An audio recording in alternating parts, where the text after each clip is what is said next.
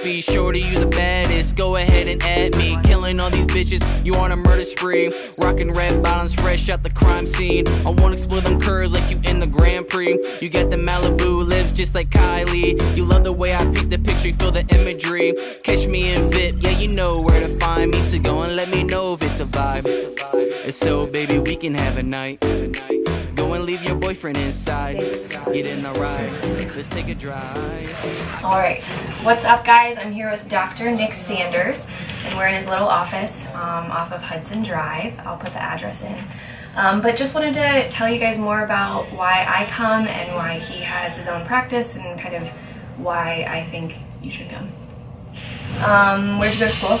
So I went to school at Youngstown State. I did my undergraduate there in exercise science, and then I got my doctorate in physical therapy there. Graduated in 2011, spring of 11. And I should know this, but is it a 4-year physical therapy school? The doctorate is 3 years typically, Okay. including summers. Yeah. So you get your undergrad, and then it's 3 years at grad school. Okay, awesome. And so 2011, what did you do first? So I finished my last internship with a group of manual therapy guys in Solon, and then worked in the Youngstown area for a year at an outpatient clinic.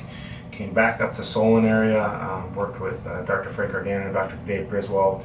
We did a lot of manual therapy there, TMJ, headaches, jaw pain, migraines, dizziness, a lot of fun stuff. Cool. And worked with those guys for about 4 years. And then last year, almost exactly a year and a few months, I started my own practice. Very cool. What made you want to start your own practice?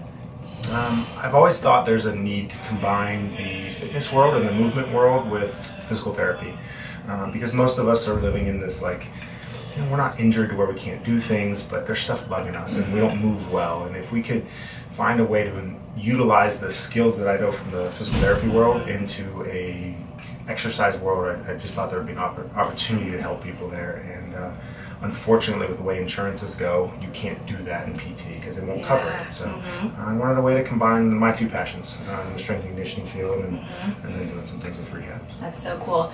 And you guys saw in the beginning of the video that this is in a CrossFit gym, which I think is really cool.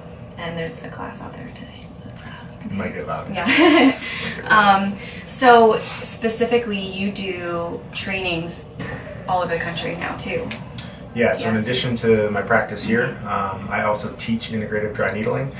It's a dry needling concept that focuses on neurology as a way to improve people's pain and function and movement patterns. And so it's a lot of fun. So I go over and teach people teach other therapists, chiropractors, athletic trainers, how to do dry needling and help their clients. So that's real cool. So fun fact, you guys know Bethany Haver, Dr. Haver, who's now Dr. Searle, which is weird for me, but she did dry needling on me for the first time I ever did it, and started coming to Nick, and then was like, oh yeah, it's Nick Sanders. She's like, he taught me. He came and I learned from him. So small world.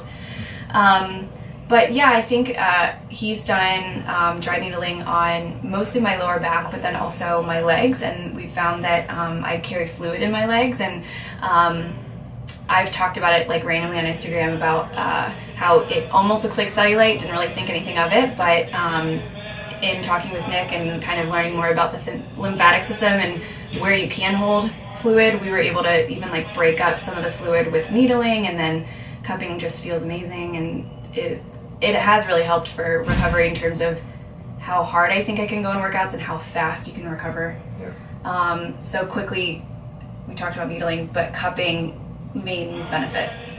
Cupping's main benefit, it's similar to needling in that it improves circulation, reduces inflammation, but it's more superficial. So it covers a bigger area and it doesn't get quite as deep as needling. Obviously it doesn't create a lesion as well, but it's still going to move the blood, it still gets inflammation going. So when people have congestion or they have inflammation after a workout, or if they're having an illness or something where they're storing a lot of inflammatory markers, we can use the cupping as a way to mobilize that stuff and get it moving through the system so your body can get rid of it.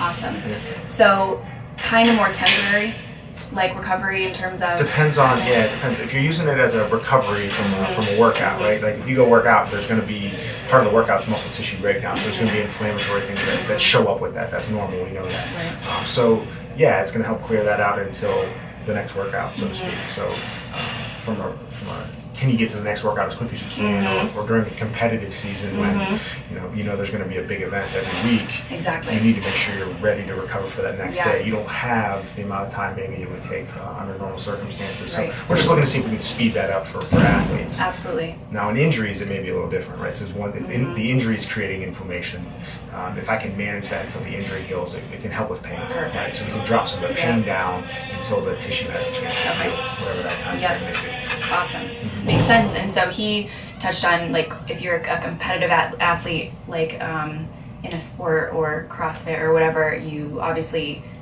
can get more done, and or if you've got more competitions like back to back. But my thinking even is in the bodybuilding world, say you do have a couple shows back to back and you get feedback from the judges and you have work to do in 4 weeks, and I have a couple like teammates who that was the case with them, and if that recovery is needed, you know, if you're not recovering from your workouts, you're not going to make as many improvements. So another way to like apply it. Awesome. Anything else that you want to tell my 28 subscribers? 20 subscribers? No, I think my biggest thing is when you're thinking about injury and performance to think about how your system feels. So those days when you just feel beat up and you feel run down, there's probably a reason, and usually it's either a psychological stress or a physical stress, and both of those will create inflammation. And you have to manage that, and sometimes that diet control, sometimes that getting the sugars and the foods that you might be sensitive to, getting those out of your system. Sometimes it's using a recovery technique like needling, cupping, exercise, whatever that might be. But listen to your bodies. Your body's trying to tell you something, and just figure out ways to help improve that versus trying to ignore it. And I think that would keep a lot of us more healthy. I love that. Yeah. Absolutely. I talk about that all, like biofeedback all the time. Like, listen, Yeah, you're the only yourself. one. There's a reason, and sometimes it takes some digging to figure out what that reason is. Is it food? Is it the way you're training? Is it something in your life? Is it your sleep? Whatever that is, you got to dig and figure out what that is. Yes. But to ignore it, you're just going to run yourself into a rabbit hole, so to speak. Yep. So find ways to get out of it. Yeah. And hopefully we can get some discounts if you come and like work with him. Like, I was able to find like the fluid buildup. You know, we had to kind of play around with that, and we had to find that my lower back pain was not just from sitting at work, it was from posing. So like things, I think it takes more than just one time of coming, and I was kind of hooked after one time, but I think, you know, we can mention me and we can work something out so you can start coming. Yeah. Awesome. Yeah. Thanks. Cool. Thanks.